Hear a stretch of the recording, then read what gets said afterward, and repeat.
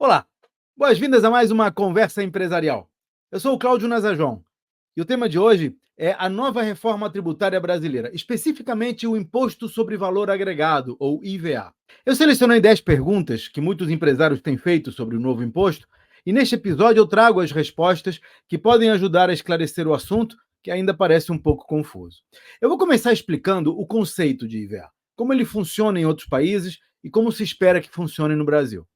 Em seguida, vou detalhar os problemas do atual sistema tributário brasileiro que tornam a reforma tão necessária, indo além da simples questão de aumentar ou reduzir os impostos. Também vou explicar os principais objetivos da introdução do IVA, como a simplificação, o aumento da eficiência e a redução da evasão fiscal. Depois vou destacar os principais pontos da lei, incluindo alíquotas, base de cálculo e mecanismos de arrecadação. Na sequência, vou analisar o impacto do IVA nas empresas e nos consumidores, especialmente em termos de conformidade, de custos e dos preços dos bens e serviços.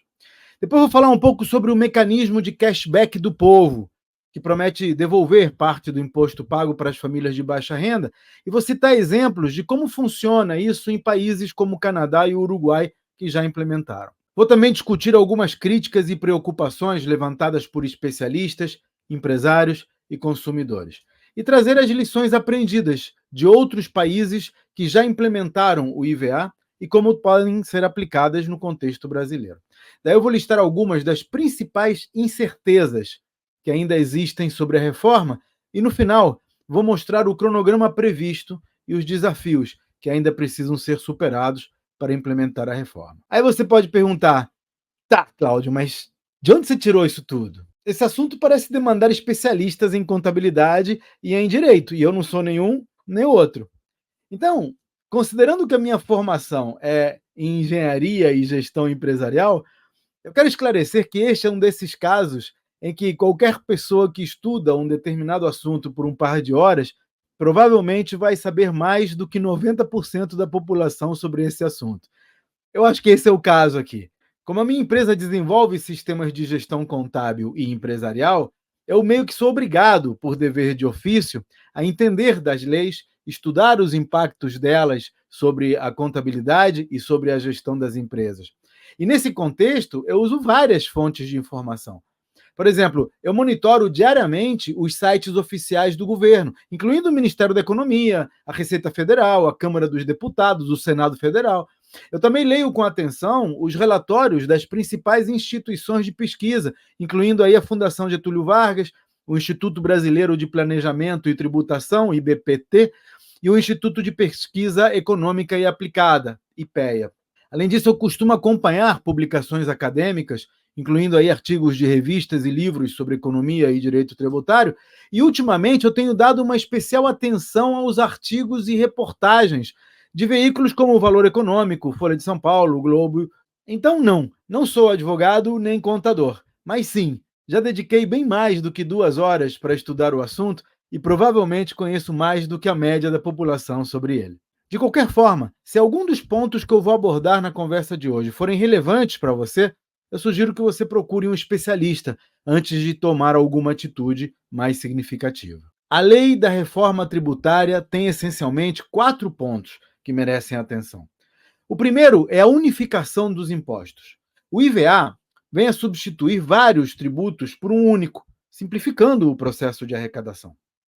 O segundo é a ampliação da base de cálculo, com a inclusão de novos setores e atividades. O terceiro é o estabelecimento de alíquotas uniformes, que deve facilitar a administração e reduzir a evasão fiscal. E o quarto são os mecanismos de compensação, para evitar a dupla tributação e garantir a não cumulatividade do imposto. Agora, tem algumas coisas que já são conhecidas, outras ainda precisam ser regulamentadas. Por exemplo, nós já sabemos quais são os objetivos gerais e a estrutura básica do IVA proposto. Sabemos quais setores serão mais impactados e as possíveis alíquotas de cada um. E também conhecemos os benefícios esperados, como a simplificação e o aumento da eficiência. Por outro lado, há coisas que nós sabemos que não sabemos. Por exemplo, detalhes específicos sobre a implementação e a fiscalização do IVA, que é parte importante do processo. Nós também não sabemos ainda como será a transição do sistema atual para um novo modelo. E também não temos como ter certeza sobre qual será o real impacto nas diferentes regiões do Brasil ou em setores específicos da economia. E ainda tem um terceiro grupo, que são as coisas que nós não sabemos que não sabemos. E essa é a parte mais problemática, porque quando você sabe que não sabe, procura aprender e está tudo certo. Mas se o problema não está aparente, se a gente não sabe que tem um problema ali, então poucos vão se mexer para resolver. De qualquer maneira, eu vou apresentar as partes que nós já conhecemos e as que sabemos que precisamos definir. E vou fazer isso de uma forma o mais didática que eu puder. Meu objetivo aqui hoje é dar a você uma visão panorâmica sobre a introdução do IVA no Brasil. Vamos lá? A primeira questão é: o que é o IVA e como ele funciona? E essa é mais ou menos fácil. IVA significa Imposto sobre Valor Agregado. IVA ou IVA, né? Eu falo IVA para facilitar. É um tributo indireto. Ele incide sobre o consumo de bens e serviços. Indireto significa que ele é cobrado sobre os bens e serviços, mas geralmente é repassado aos consumidores finais. Ao contrário dos impostos diretos, que são pagos diretamente pelos contribuintes sobre a renda ou sobre o patrimônio, por exemplo, os impostos indiretos são embutidos no preço dos produtos e serviços e pagos indiretamente pelos consumidores quando eles compram esses bens. O IVA é aplicado em cada etapa do processo de produção e de comercialização, desde a fabricação até a venda final ao consumidor. E a cada etapa, na medida em que o valor do bem ou serviço vai sendo adicionado, o imposto incide sobre esse adicional. Por isso chamado imposto sobre valor adicionado, imposto sobre valor agregado. A principal característica do IVA é que ele é não cumulativo, ou seja, é um imposto que é pago a cada etapa do processo, mas pode ser compensado nas etapas seguintes. Isso evita a incidência de imposto sobre imposto e facilita a neutralidade do tributo. Hoje tem muito imposto que compõe a base de cálculo de outros impostos. Ou seja, nós pagamos imposto sobre imposto, o que é um absurdo, né, se você for pensar. Por exemplo, hoje, o ICMS, Imposto sobre Circulação de Mercadorias e Serviços, ele vem embutido no preço dos produtos que você compra. Até aí, estamos acostumados. Mas porque ele está embutido no preço, ele acaba fazendo parte da base de cálculo do PIS e da COFINS, que são calculadas sobre a receita bruta das empresas. Então, a empresa vende um produto que já tem ICMS, ela vai pagar PIS e COFINS sobre o total da venda, então inclui o ICMS que ela pagou. Então, como essa receita inclui o valor do ICMS embutido nos preços dos produtos vendidos, acaba que o ICMS compõe a base de cálculo sobre a qual incidem o PIS e a COFINS. No caso do IVA, isso não vai acontecer, porque ele atinge apenas o valor agregado, como diz o próprio nome do imposto. Por exemplo, digamos que um produtor compre uma matéria-prima e pague IVA sobre essa compra. Quando ele vende o produto final, ele cobra o IVA sobre o valor total, sobre o preço total da venda, mas ao pagar o imposto, ele vai poder deduzir o IVA que já foi pago na compra das matérias-primas, na etapa anterior. O revendedor, por sua vez, ele compra os produtos do produtor pagando IVA sobre o valor total dessa compra. Mas quando ele vende para o consumidor final, ele vai cobrar o IVA sobre o valor total da venda, mas vai deduzir o IVA que ele pagou do produtor quando tiver que pagar esse imposto ele. Então, a cada etapa, quem está intermediando a etapa paga apenas a diferença, paga-se o imposto apenas sobre o valor que foi agregado naquela etapa. Só no fim da linha, o consumidor final é que paga o IVA inteiro, porque está embutido no preço do produto e ele não vai poder repassar para mais ninguém. Então, assim, deixa eu tentar explicar com números. Vamos usar uma alíquota fixa de 10% para o IVA, só para simplificar a explicação. Não vai ser 10% provavelmente, mas vamos imaginar que seja só para a gente simplificar a explicação. Então, imagina que um fazendeiro vendeu trigo para o moinho. E aí ele cobra R$ 100 do trigo e mais 10% do IVA. Então, o valor total vai ser 100 mais 10%, 10, 110. Beleza? Daí o moinho processa esse trigo, transforma em farinha e vende a farinha para a padaria por um valor adicionado de mais R$ 50. Então, ele vai cobrar R$ 150 pela farinha e mais 10% do IVA. ou seja, mais 15. Então, ele vai cobrar da padaria 165, 150 mais 10%, 165. Só que como o moinho já pagou 10 do IVA quando ele comprou o trigo, ele vai pagar apenas a diferença, que é R$ 5, ou seja, ele paga o IVA de 10% apenas sobre os R$ 50 que ele acresceu ao vender para a padaria. Na sequência, a padaria transforma a farinha em pão e vende o pão para o consumidor por, digamos, R$ 200 mais um IVA de 10%. Então vai cobrar R$ 220. Mas como o valor adicionado pela padaria foi apenas de R$ 50, ela só paga IVA sobre esse valor adicionado. No caso, 10% de 50, que é R$ 5. Ou seja, na hora ele cobra do consumidor 220, cobra R$ 20 de IVA, mas ele desconta os R$ 15 pagos na parte anterior. Ou seja, o consumidor final paga o IVA de 20, porque ele é o final da linha, mas todos os outros pagam IVA apenas sobre o valor adicionado nas suas respectivas etapas.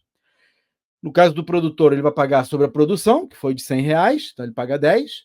O moinho vai pagar sobre o valor adicionado, que foi de 50, então ele paga 5. E a padaria também paga sobre o valor adicionado de outros 50, então paga mais 5. Cada um paga apenas sobre o valor que adicionar, exceto, claro, o consumidor final, porque ele vai consumir, não vai revender nem utilizar como insumo de produção. Esse modelo tem várias vantagens sobre o sistema atual. Uma delas é a neutralidade. O IVA é considerado neutro porque incide igualmente sobre todos os setores econômicos. Ele não distorce as decisões de produção e de consumo, como acontece com o ISS, por exemplo. Outro ponto importante é que o IVA é totalmente transparente, porque cada etapa do processo, da produção à comercialização, é documentada, e isso facilita a fiscalização e o controle. Outra vantagem é que essa estrutura do IVA, com créditos fiscais a cada etapa, reduz a possibilidade de evasão fiscal, porque as empresas vão ter interesse em declarar as suas compras e vendas para poder deduzir o imposto pago nas etapas anteriores. Se não declarar, vai ter que tributar o imposto inteiro. Se o fornecedor não quiser emitir nota, o comprador vai exigir, porque ele vai senão ele vai perder esse crédito do IVA, vamos dizer assim. Mas acho que a grande vantagem do IVA é que ele unifica vários impostos num único tributo. Isso deve simplificar absurdamente o sistema tributário, que, por sua vez, tende a reduzir os custos administrativos, tanto do governo quanto das empresas. E redução de custos é sempre boa, né? Agora, claro, nem tudo são flores. O IVA também apresenta alguns desafios. Por exemplo, a transição para o sistema de IVA tende a ser complexa. Ela vai exigir alguns ajustes bastante significativos, tanto nas práticas contábeis quanto na gestão administrativa das empresas. Outro ponto é que, se o IVA não for bem estruturado, ele pode aumentar os preços ao consumidor final, especialmente em setores com margens de lucro reduzidas, ou que hoje têm alíquotas reduzidas ou subsidiadas. Mas a boa notícia é que o IVA é um tributo que já deu certo em outros países. Ele é amplamente utilizado mundo afora, porque incide sobre o valor agregado em cada etapa do processo, em vez da múltipla tributação que temos em vigência hoje no Brasil. Mas aí já estou mostrando a próxima pergunta, que, aliás, é: por que a reforma tributária é necessária? Veja, tem muitas discussões sobre um montão de assuntos. Mas se tem algo onde existe consenso, é que o sistema tributário brasileiro é complexo e ineficiente. Isso gera uma série de problemas que afetam negativamente tanto as empresas quanto os consumidores. Por isso, a necessidade de uma reforma tributária vai além de simplesmente aumentar ou reduzir impostos. Trata-se de corrigir distorções estruturais que comprometem o crescimento econômico, a competitividade das empresas e até a justiça fiscal. Uma comparação com sistemas tributários de países mais desenvolvidos, por exemplo, ajuda a entender os problemas e a necessidade de mudanças. No Brasil, a gente tem tributos federais, estaduais e municipais, cada um com as suas próprias regras e obrigações. Essa sopa de letrinhas inclui ICMS, que incide sobre circulação de mercadorias e serviços, o ISS, que incide sobre serviços, o IPI, sobre produtos industrializados, o PIS, para a integração social, a COFINS para financiamento da Seguridade Social. Enfim, eu posso ficar aqui meia hora falando dos tributos, porque ao todo, entre tributos federais, estaduais e municipais, taxas e contribuições, o Brasil tem uma lista de 92 tributos vigentes. Você pode ver os detalhes no site oficial do Portal Tributário, se quiser. Mas, para piorar a situação, a legislação tributária sofre constantes alterações e gera interpretações divergentes, o que dificulta a compreensão e o cumprimento das obrigações fiscais. E assim, eu até nem me queixo muito, porque isso gera uma demanda cada vez maior por sistemas informatizados de boa qualidade, que é o meu quintal. Mas para a sociedade, isso não é bom. Em países com maior índice de desenvolvimento humano e econômico, como o Canadá e a Alemanha, por exemplo, o sistema tributário é bem mais simples. Menos tributos, regras mais claras. Isso facilita tanto o cumprimento da legislação quanto a sua fiscalização. O volume da burocracia no Brasil é tão grande que as empresas acabam gastando uma quantidade enorme de recursos só para cumprir com as obrigações fiscais. Então, além do pagamento dos tributos que já pesam, também precisam contratar assessorias e realizar um monte de procedimentos que custam muito caro e não agregam absolutamente nada no produto ou no serviço final.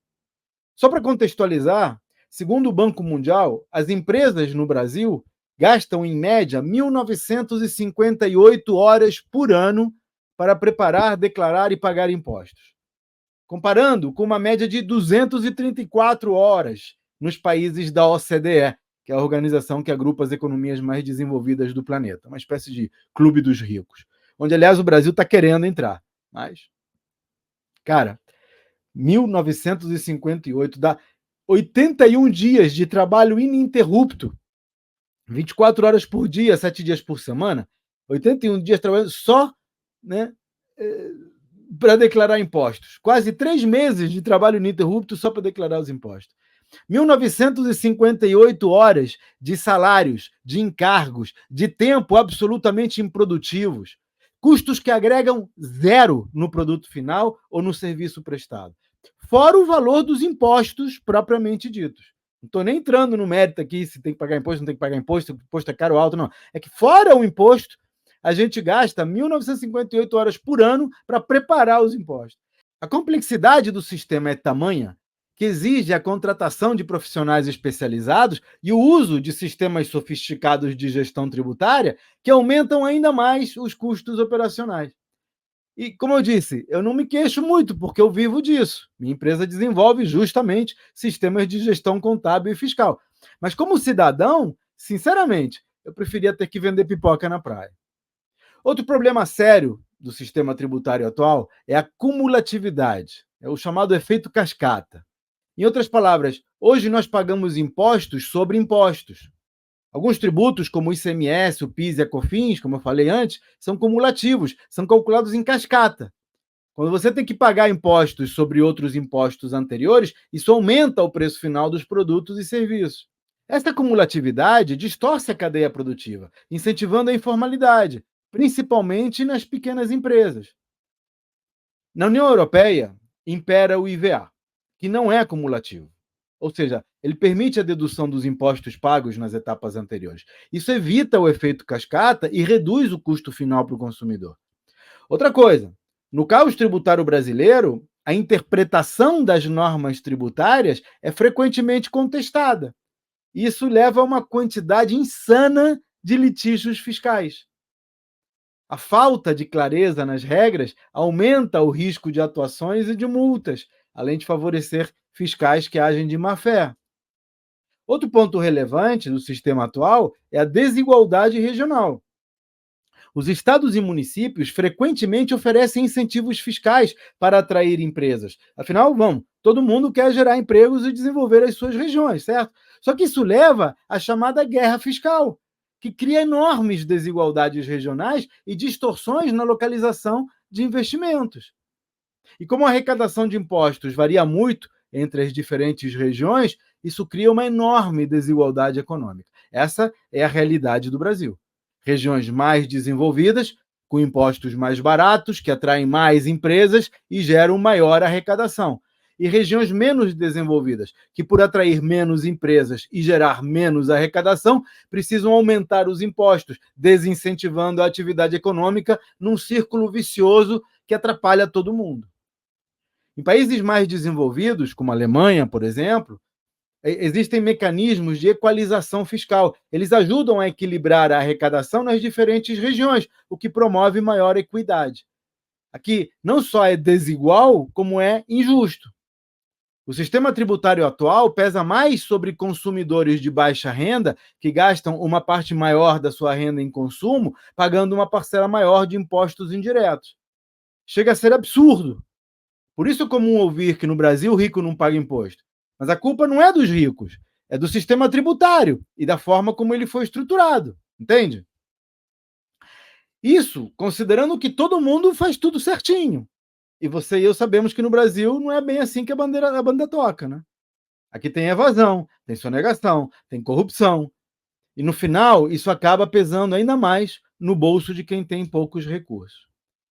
Aqui, a complexidade e os custos de conformidade com o caos tributário, aliados à dificuldade de fiscalização, incentivam a sonegação.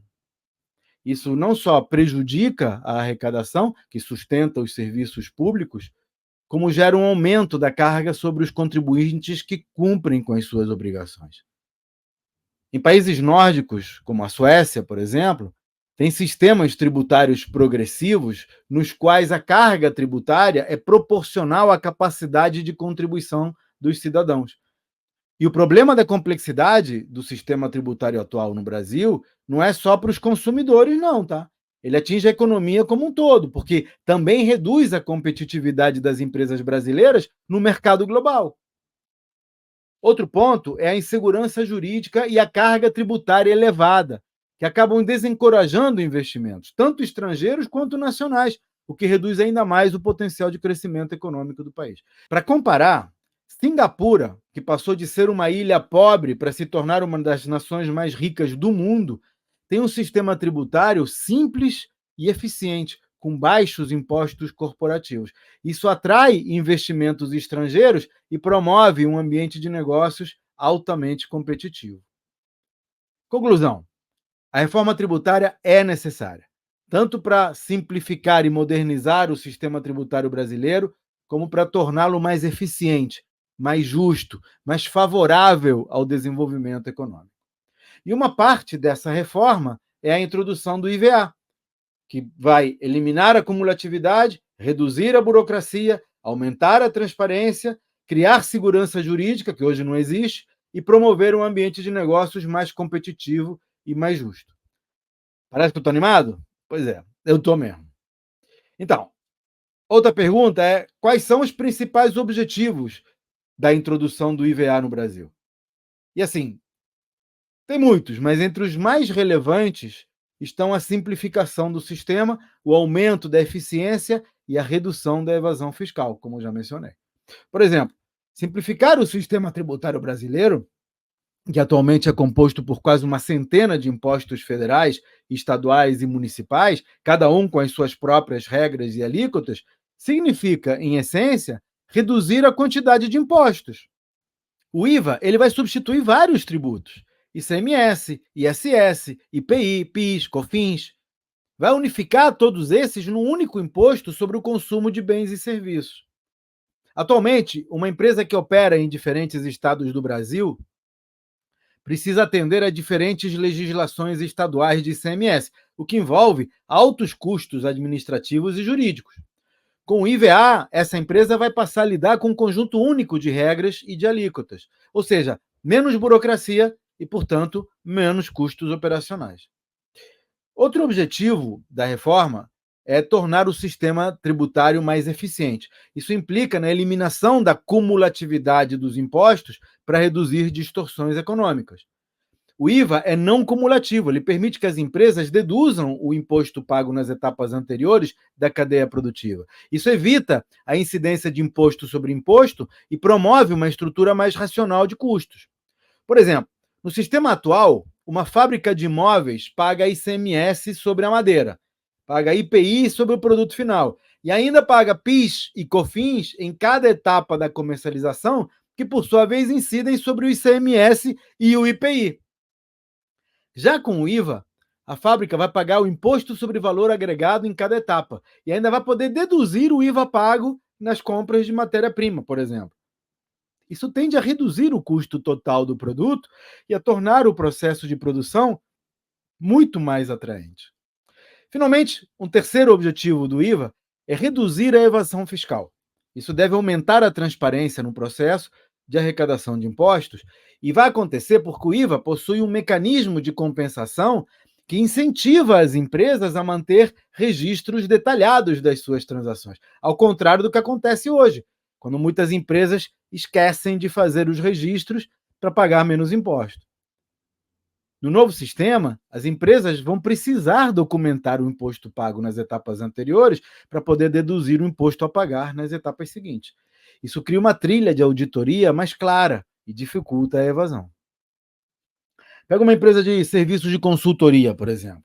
Atualmente, ela pode sentir-se inclinada a omitir uma parte das suas receitas para pagar menos ISS. Afinal, ninguém fiscaliza e ela não tem benefício algum declarando aquela receita. Já com o IVA, cada transação precisa ser registrada para permitir a dedução do imposto. Isso torna bem mais difícil ocultar as receitas. Ainda outro objetivo da reforma é promover uma distribuição mais justa da carga tributária. E, nesse sentido, o IVA é imbatível, porque ele foi projetado para incidir sobre o consumo de maneira uniforme, evitando que os consumidores de baixa renda paguem proporcionalmente mais impostos do que os de alta renda, como acontece hoje. Um exemplo: hoje, impostos indiretos, como o ICMS, afetam desproporcionalmente os consumidores de baixa renda, porque eles acabam gastando uma parte maior da sua renda em bens e serviços que são tributados. Já com o IVA, a carga tributária vai ser distribuída de maneira mais equitativa, talvez até incluindo isenções ou alíquotas reduzidas para produtos essenciais. Todo mundo vai pagar, proporcionalmente ao que consumir. Então a tendência é que os ricos que consomem mais paguem mais e os pobres que gastam menos paguem menos. Finalmente, outro objetivo conhecido do IVA é facilitar o comércio entre estados, eliminando as barreiras fiscais que atualmente complicam as transações interestaduais. De certa forma, o IVA harmoniza as regras tributárias em todo o país, porque elimina a necessidade de fazer ajustes complexos em transações entre estados com diferentes legislações de ICMS, como acontece hoje. Hoje, uma empresa de comércio eletrônico, por exemplo, que vende produtos para clientes em diversos estados, enfrenta desafios enormes com a aplicação de diferentes alíquotas de ICMS e com regras de substituição tributária. Já com IVA, essas barreiras vão ser eliminadas, porque o processo é muito mais simples e reduz os custos associados ao cumprimento das obrigações fiscais, consequentemente. Conclusão: a introdução do IVA no Brasil vai simplificar o sistema tributário e tende a aumentar a eficiência econômica, reduzir a evasão fiscal, promover a equidade fiscal e facilitar o comércio interestadual. Se alcançados, esses objetivos têm o potencial de transformar o ambiente de negócios no Brasil. Nós vamos ser um país mais competitivo e mais justo, criando condições para um crescimento econômico sustentável. 4. Quais são os principais pontos da reforma tributária? Afinal, este é um tema complexo e tem sido amplamente debatido com muitas opiniões divergentes. Mas eu acho que o principal ponto da reforma é a unificação de impostos. O novo IVA vai substituir diversos impostos, incluindo ICMS, ISS, IPI, PIS, COFINS, por um único imposto sobre valor agregado. Daí, uma empresa que hoje precisa lidar com alíquotas e regras distintas, como ICMS ou ISS, por exemplo, vai passar a recolher um único imposto, simplificando a contabilidade e a operação. Para mim, parece que essa centralização é essencial para a simplificação tributária. Mas alguns especialistas argumentam que a unificação de impostos pode gerar resistência por parte de estados e municípios que temem perder a autonomia financeira. Ok, mas uma coisa é certa: depois da reforma, a contabilidade vai precisar de muito menos café para sobreviver às declarações fiscais, porque vai ficar muito mais simples. Outro ponto relevante da reforma é a implementação de uma alíquota padrão para a maioria dos bens e serviços, pelo menos é o que se espera, né? Provavelmente ainda vão existir alíquotas diferenciadas para setores específicos, como alimentos básicos ou medicamentos, mas o grosso vai ter uma alíquota só, em vez de uma infinidade de alíquotas que existem hoje. Isso se a gente fizer a coisa direitinho. Inclusive, eu imagino que nessa divisão, produtos como alimentos básicos talvez venham a ter uma alíquota reduzida para não onerar muito as classes de baixa renda, enquanto produtos de luxo podem ter alíquotas mais altas, seguindo a ideia da justiça fiscal, quem pode mais paga mais, etc, etc. O único problema desse mecanismo é que ele pode gerar mais complexidade e abrir espaço para lobbies. Aí é que está o perigo, porque aí cria distorções no sistema. Isso seria um problema, porque justamente um terceiro objetivo da reforma é ampliar a base de cálculo. A proposta é incluir uma ampla gama de bens e serviços na base de cálculo do IVA, reduzindo as isenções e os regimes especiais que existem hoje.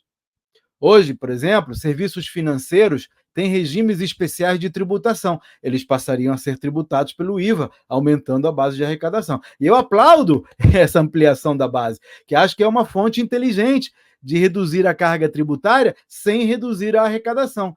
É como dividir a vaquinha entre mais pessoas. Cada um paga um pouco menos, mas a arrecadação total é a mesma, ou até maior. Com IVA, até banco vai ter que pagar a sua parte. O único problema dessa divisão mais igualitária é que, se não for feita com cuidado, pode levar a riscos, pode aumentar o preço dos serviços essenciais, principalmente os que hoje são subsidiados. Olhando pela perspectiva de eficiência, o IVA representa um mecanismo melhor de arrecadação e de compensação do que o sistema atual. Isso porque as empresas vão poder deduzir o IVA pago nas etapas anteriores, evitando a cumulatividade. Uma empresa que compra insumos pagando IVA pode deduzir esse valor quando vende o produto final, pagando imposto apenas sobre o valor agregado. O problema é que ainda existem dúvidas sobre a eficiência do sistema de compensação. Alguns temem que a burocracia para comprovar os créditos possa ser complicada. Outros acreditam que isso pode reduzir a evasão fiscal. Mas isso a gente vai ter que ver ao vivo, no período da transição.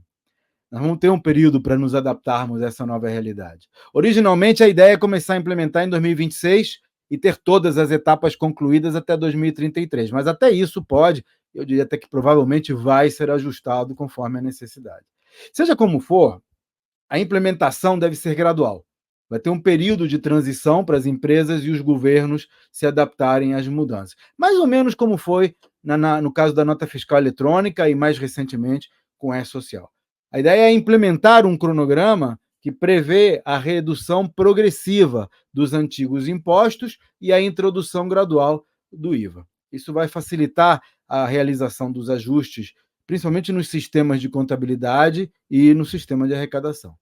É o que eu digo, né? A gente já está se preparando, os nossos sistemas, já estamos organizando times e tal para as mudanças. O que é difícil, porque né, tem muita coisa indefinida, mas enfim, as coisas são como são.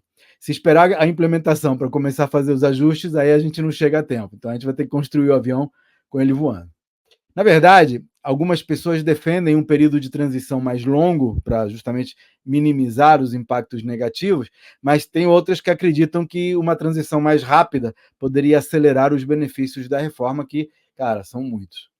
Da minha parte, eu acho que se o sistema pegar, que aqui no Brasil tem isso, né? Tem lei que pega, tem lei que não pega. Mas se o sistema pegar e se mostrar benéfico, ele pode ter uma gestação bem rápida, como vem sendo, por exemplo, a adoção do chat GPT.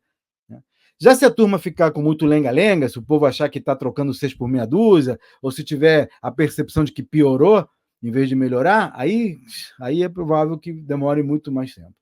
Seja como for, a proposta da reforma tributária no Brasil, centrada na introdução do IVA, deve simplificar bastante o nosso sistema tributário. Então, eu tendo a imaginar que vai ser bom para todo mundo e, consequentemente, vai ter uma adoção rápida.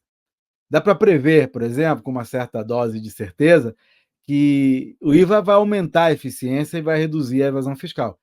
Só que a implementação envolve desafios, envolve controvérsias. Não tem unanimidade aqui. Pelo contrário, especialistas têm opiniões tão diversas quanto as realidades econômicas do país. Em outras palavras, como qualquer outra lei, a proposta promete muitos benefícios, mas o sucesso vai depender da execução.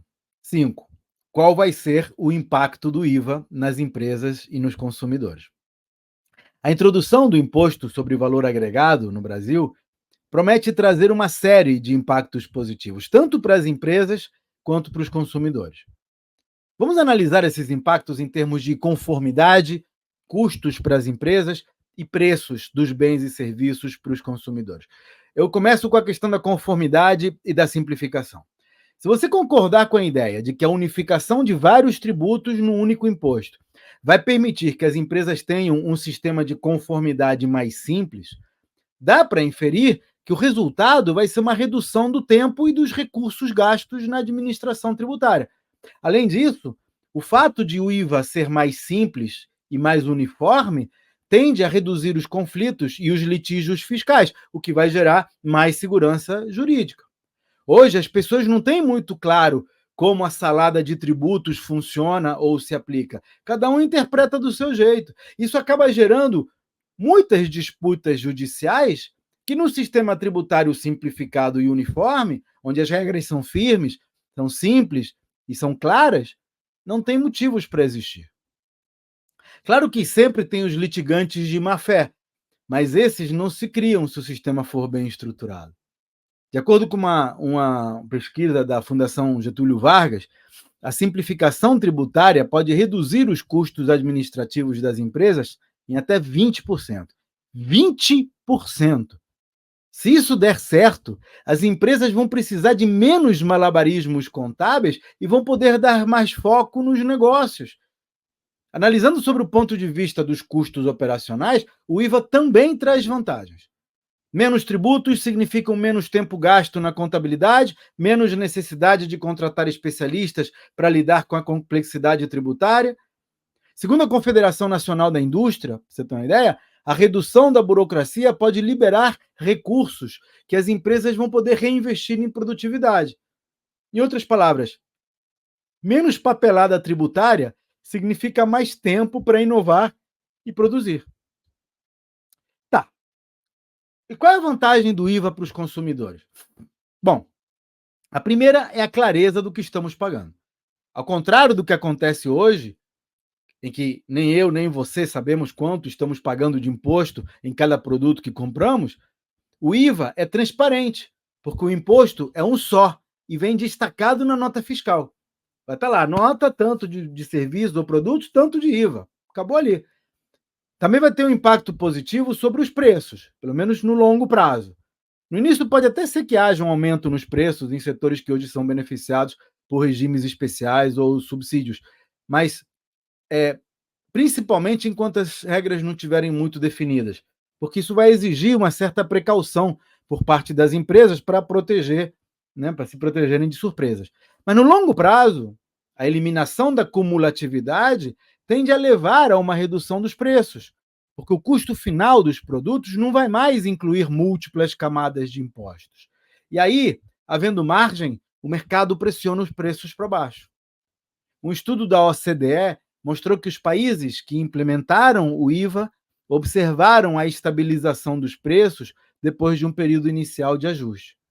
No final, vou te falar, eu não sei se os preços vão subir ou quando vão baixar, mas pelo menos vamos saber exatamente quanto estamos pagando de impostos.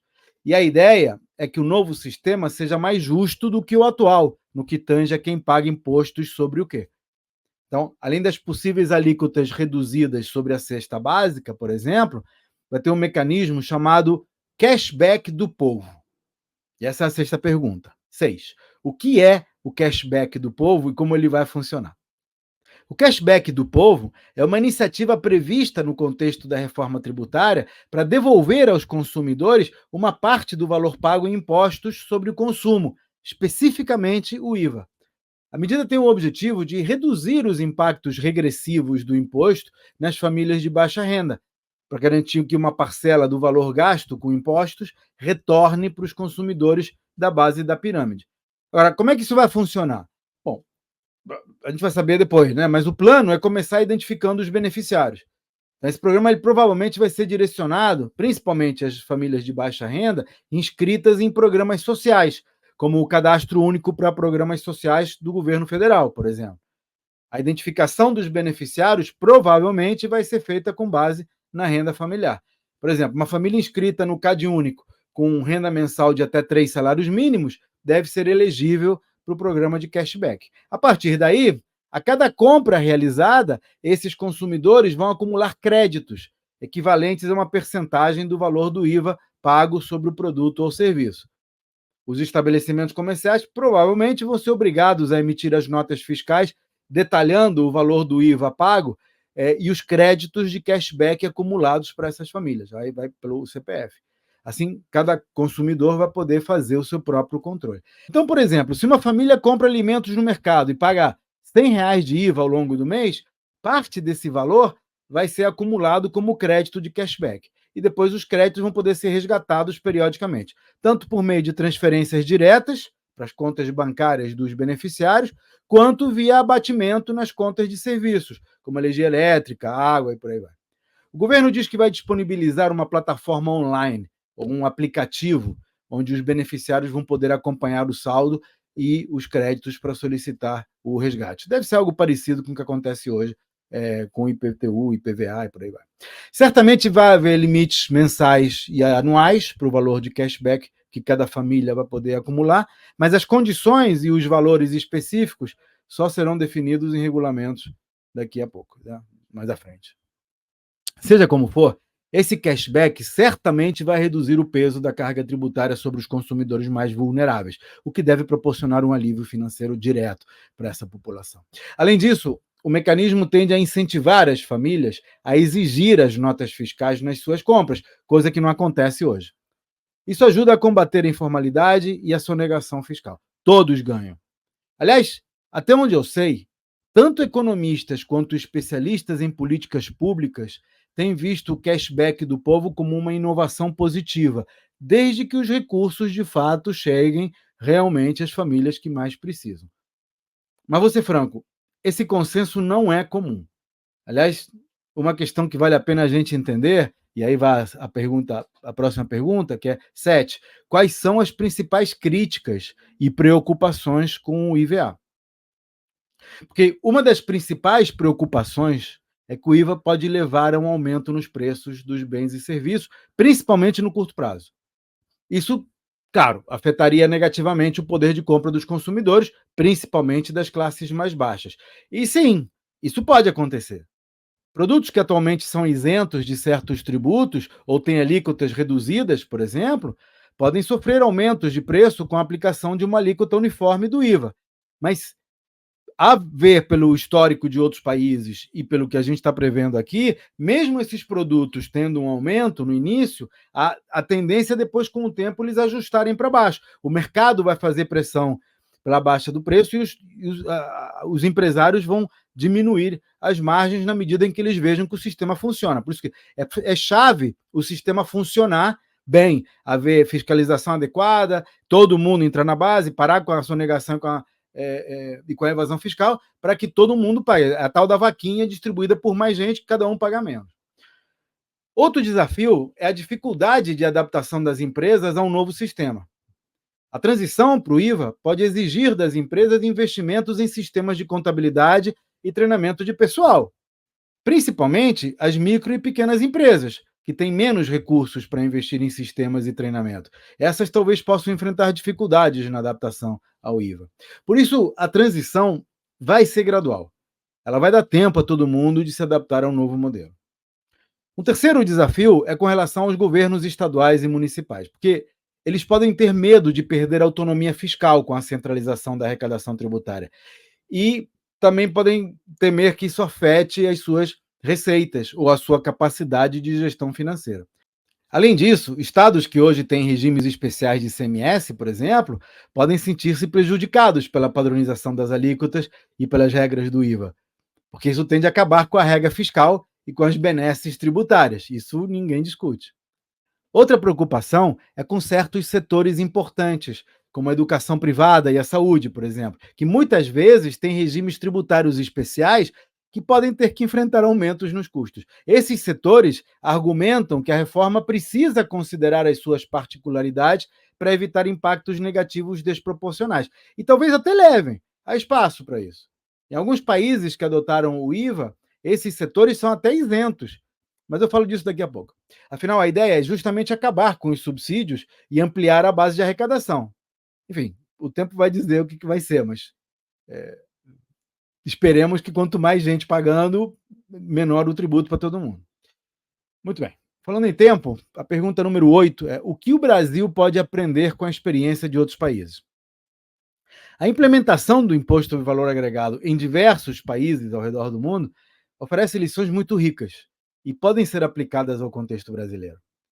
Você vê, analisando as experiências de países que já adotaram o IVA, o Brasil pode identificar boas práticas, pode evitar erros comuns, pode adaptar soluções bem-sucedidas às suas particularidades. Por exemplo, a Índia enfrentou problemas por causa de uma transição muito abrupta e pela falta de preparação adequada dos sistemas. Lá o IVA se chama GST, vem de Goods and Service Tax, ou Imposto sobre Bens e Serviços. Foi introduzido em julho de 2017 e substituiu, como aqui, uma série de impostos indiretos cobrados pelo governo central e pelos estados indianos. Igualzinho ao Brasil. O problema é que lá ele foi implementado sem dar ao mercado tempo suficiente de adaptação. Isso num país com uma população de 1,5 bilhão de pessoas. É um mega problema, ou problemas. Entre eles, a adaptação dos sistemas de informação.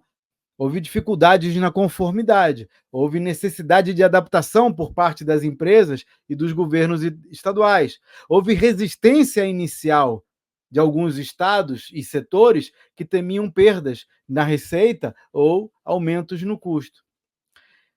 A boa notícia é que, com o tempo, a maioria dessas preocupações foi mitigada. A lição a ser aprendida é que planejar uma transição gradual com fases bem definidas e suporte adequado para as empresas pode ajudar a minimizar os impactos negativos. Além disso, é importante oferecer treinamento e recursos para ajudar as empresas a se adaptarem ao novo sistema. Mudar para o IVA deve ser uma maratona, não uma corrida de 100 metros. A gente vai precisar de fôlego e de preparo. Prova disso foi a implantação do IVA na Nova Zelândia, onde aconteceu exatamente o oposto. Lá na Nova Zelândia, aliás, a Nova Zelândia é frequentemente citada como um exemplo bem-sucedido de implementação do imposto sobre valor agregado. Lá também é conhecido como Goods and Services Tax, GST. Foi introduzido em 1986. E o GST da Nova Zelândia é elogiado por causa da sua simplicidade, da sua abrangência e da sua eficiência operacional. A experiência neozelandesa passou por uma fase de planejamento e de preparação que incluiu extensas consultas com todas as partes interessadas, empresas, sindicatos, organizações comunitárias. Além disso, foi estabelecida uma comissão consultiva para avaliar o impacto do novo imposto e sugerir melhorias, com representação de todo mundo. O planejamento também foi muito cuidadoso. Ele incluiu a criação de uma legislação extremamente clara, além de um cronograma de implementação super bem definido. Essas consultas ajudaram, por exemplo, a moldar a estrutura do GST, que tinha uma alíquota inicial única de 10%, e depois foi ajustada para 12,5% e atualmente é de 15%. A Nova Zelândia adotou uma única alíquota para quase todos os bens e serviços, com pouquíssimas exceções. Isso simplificou a administração e o cumprimento do imposto. Além disso, o GST lá foi aplicado a uma ampla gama de bens e serviços, o que evita muitas isenções e exceções que complicariam o sistema. Setores tradicionalmente isentos em outros países, inclusive no Brasil, como alimentos e serviços financeiros, são tributados com o GST na Nova Zelândia. Antes e durante a implementação, o governo investiu em campanhas de educação para informar o público e os negócios sobre o novo sistema. Foram criados materiais didáticos, workshops, seminários, tudo para ajudar as empresas a entender e se preparar para o GST. Empresários receberam guias detalhados, participaram de workshops gratuitos sobre como ajustar os seus sistemas contábeis e de preços ao novo imposto. Enfim, As empresas tiveram vários anos para se preparar antes da introdução oficial do GST, o que permitiu que fizessem os ajustes nos sistemas de TI e treinassem adequadamente os seus funcionários. E o governo ofereceu suporte técnico para isso. E assim, os resultados foram extremamente positivos. O GST se mostrou uma forma eficiente de arrecadação de receita, aumentou a base tributária do governo. A simplicidade e a transparência do GST ajudaram a reduzir a evasão fiscal, aumentaram a conformidade tributária e o GST contribuiu para uma estabilidade econômica e financeira da Nova Zelândia. Estudos indicam que o GST da Nova Zelândia é um dos mais eficientes do mundo, com uma das menores taxas de evasão e maiores taxas de conformidade. Outro exemplo é o da Estônia. Esse país é amplamente reconhecido por ter um dos sistemas tributários mais eficientes e avançados do mundo. E ali o segredo é a integração de tecnologia na administração fiscal. A implementação do IVA na Estônia foi feita em 1991 e serve como um exemplo notável de como a tecnologia pode ser usada para simplificar e otimizar o sistema tributário. Da mesma forma que a Nova Zelândia, a Estônia adotou uma alíquota padrão. Lá era 18% e posteriormente foi ajustada para 20%. O IVA na Estônia é aplicado a praticamente todos os bens e serviços, com pouquíssimas exceções. Isso aumenta a base tributária e a arrecadação. O país também foi pioneiro no uso dos serviços eletrônicos para a administração tributária. Eles introduziram um sistema de residência eletrônica, que permite a qualquer pessoa do mundo abrir e administrar uma empresa estoniana totalmente online. Você pode abrir uma empresa na Estônia se quiser, via internet. Aliás, eu conheço gente que faz exatamente isso, né? Várias pessoas que abriram empresa lá para oferecer serviços no mercado europeu. Além disso, todas as empresas da Estônia podem registrar as suas atividades comerciais, declarar impostos e pagar o IVA por meio de um sistema online, semelhante ao que acontece no Brasil com a E-Social. Outra lição a ser aprendida é que o governo estoniano mantém canais abertos para receber feedback das empresas e dos consumidores sobre o IVA. Isso ajuda a identificar problemas e a implementar melhorias continuamente. A plataforma online para arrecadação de impostos, por exemplo, permite que os usuários enviem feedback diretamente ali. É como se a gente, fazendo imposto de renda, pudesse mandar feedback para o governo. Porque isso ajuda o governo a adaptar o sistema e a melhorar continuamente o serviço. Enfim, a gente pode aprender com a experiência estoniana que tecnologia a gente funciona e a gente também tem. Outro exemplo a ser seguido é o do Reino Unido. O Reino Unido implementou o imposto sobre valor agregado, que lá é conhecido como Value Added Tax, VAT. Eles implementaram isso em 1973. Da mesma forma que a Nova Zelândia, antes de implementar o VAT, o governo britânico consultou todas as partes interessadas, incluindo empresas, setores industriais, especialistas em tributação e até o público em geral. Depois, desenvolveu uma legislação que é fácil de entender e inclui definições claras das obrigações fiscais e das alíquotas aplicáveis. E depois adotou uma alíquota padrão. Inicialmente era 10%, foi sendo ajustada ao longo do tempo para chegar aos 20% de hoje, com alíquotas reduzidas de 5% para poucos bens essenciais, como alimentos básicos e medicamentos. O governo também investiu em campanhas de educação fiscal e seminários para informar e capacitar empresas e consumidores sobre o novo imposto e ofereceu suporte contínuo, incluindo linhas diretas de atendimento e equipes de apoio para que as empresas tenham condições de atualizar os seus sistemas de contabilidade antes da entrada do VAT em vigor. Olha, o VAT britânico hoje é considerado um dos impostos sobre consumo mais eficientes do mundo. Tem uma alta taxa de conformidade e uma baixíssima evasão fiscal. O Canadá também seguiu pelo mesmo caminho. A experiência canadense com o IVA, ou melhor, com o GST, já que lá o imposto também se chama Goods and Services Tax, mostrou a importância de monitorar continuamente o sistema para fazer ajustes e melhorar a eficiência. O Canadá implementou o GST em 1991, substituindo também uma variedade de outros impostos de consumo. Lá, a alíquota inicial foi de 7% e mais tarde foi reduzida para 5%. Alguns bens e serviços, como alimentos básicos, tipo pão, leite e medicamentos em geral, foram classificados como alíquota zero para proteger os consumidores de baixa renda.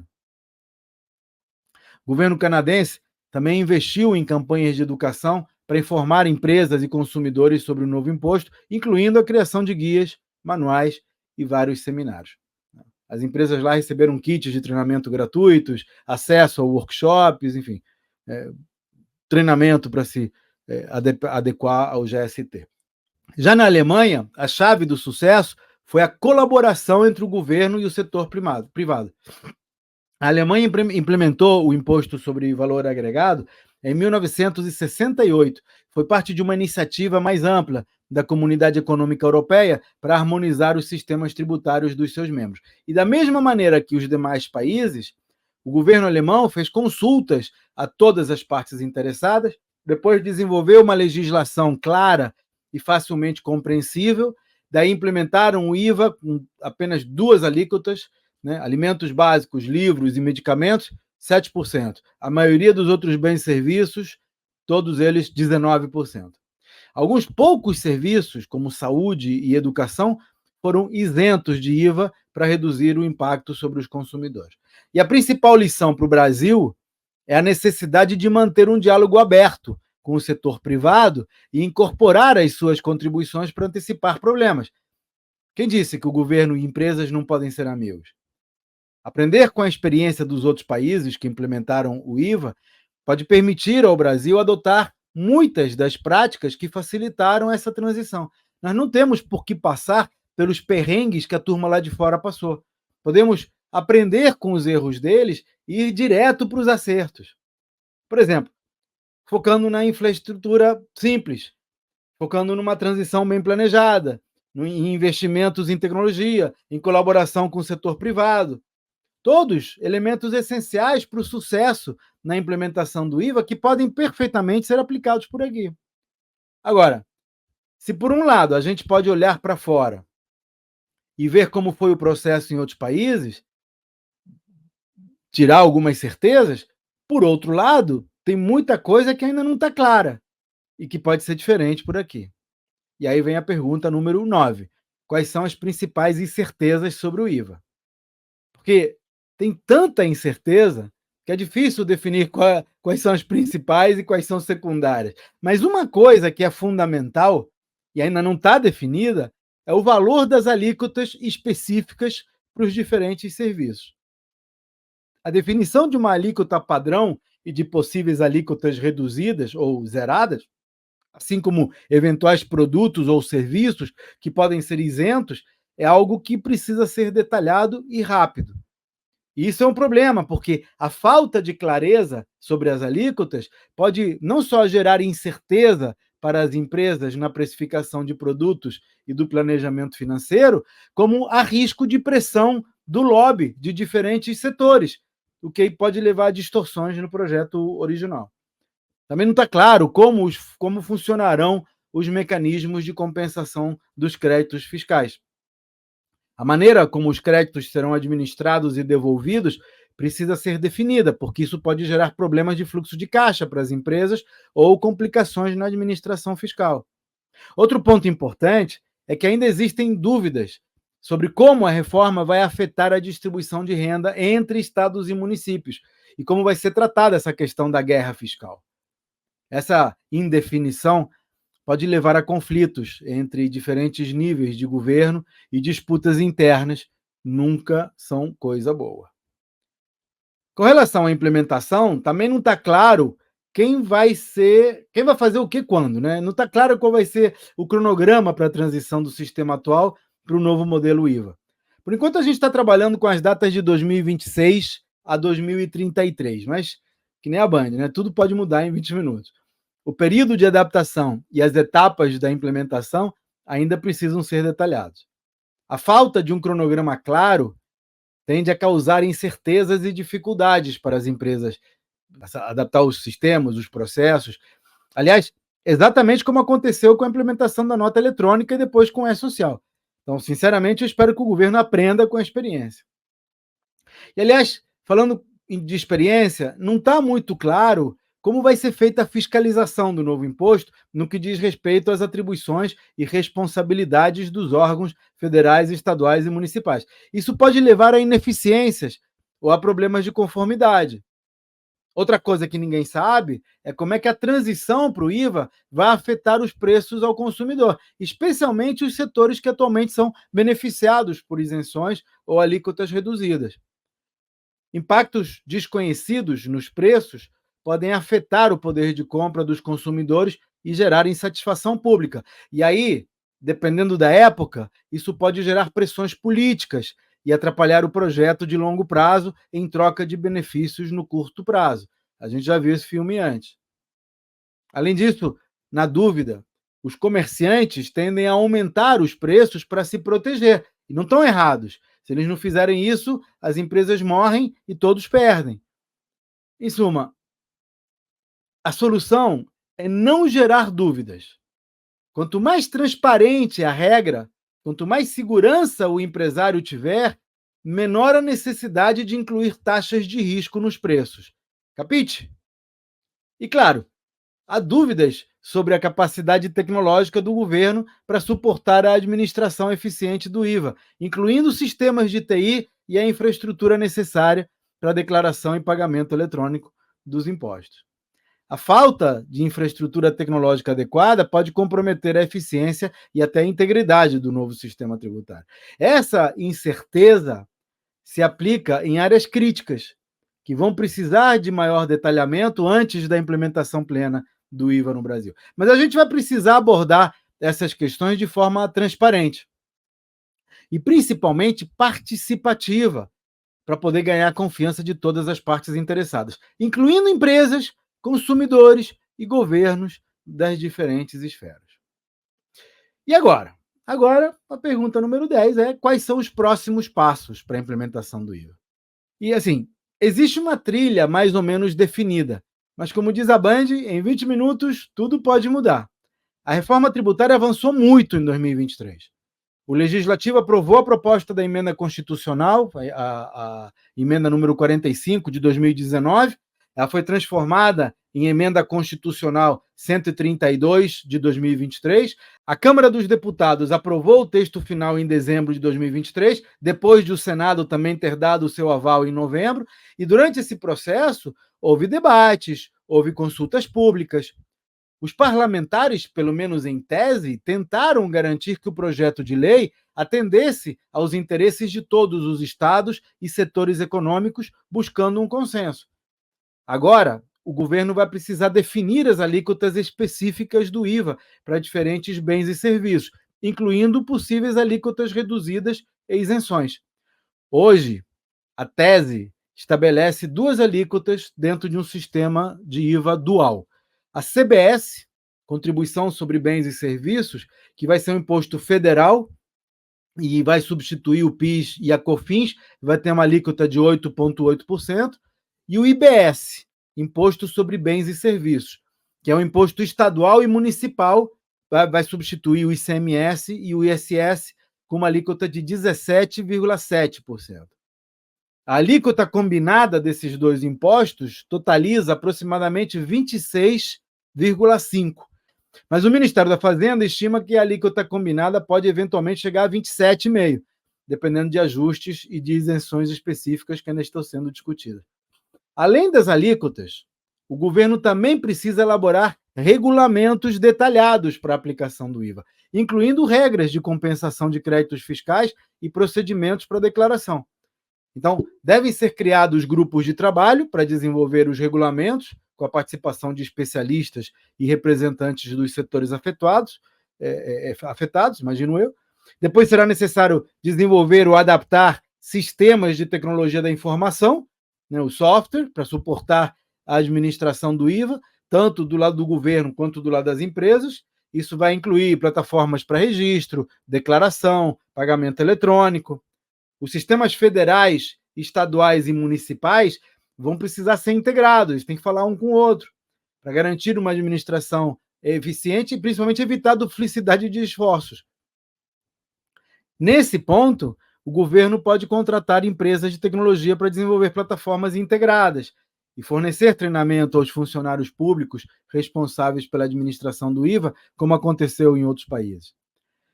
Então, assim, eu imagino que devam ser implementados programas de educação fiscal para informar e capacitar empresas e consumidores sobre o novo IVA. E se a gente aprender com a experiência internacional de que a realização de seminários e a distribuição de materiais educativos é essencial para garantir que todos entendam as suas obrigações, é por esse caminho que a gente vai. E se tudo for como deve ser, a implementação do IVA deve ser feita em fases, com um cronograma claro para a transição do sistema atual para o novo modelo. A transição deve começar em 2026 e a completa implementação está prevista para 2033. O governo provavelmente também vai estabelecer um sistema de monitoramento para acompanhar a implementação do IVA e identificar problemas ou áreas que necessitem de ajuste. Então, imagino que vão ser criados mecanismos de feedback para coletar informações de empresas e de consumidores, e esses mecanismos devem incluir comitês de monitoramento, com representantes de vários setores, para avaliar a implementação do IVA e recomendar melhorias contínuas. O passo seguinte é lançar as campanhas de comunicação e eventuais mudanças no cronograma. Em suma, a implementação do IVA no Brasil vai envolver vários passos críticos, desde a regulamentação até a criação da infraestrutura tecnológica e os programas de capacitação. Mas, se seguirmos esses passos de forma correta, a gente vai ter um sistema tributário mais eficiente e mais justo do que o atual. Então, vamos torcer para que agora sim deixemos de ser o país do futuro para sermos o país do presente. Se você gostou desse conteúdo, deixe seu like, compartilhe com quem você achar que pode se beneficiar dele. E, claro, a qualquer momento, se você quiser dar um passo além, deixe o seu comentário, crítica ou sugestão e eu terei prazer em responder. Nos vemos na próxima Conversa Empresarial. Até lá!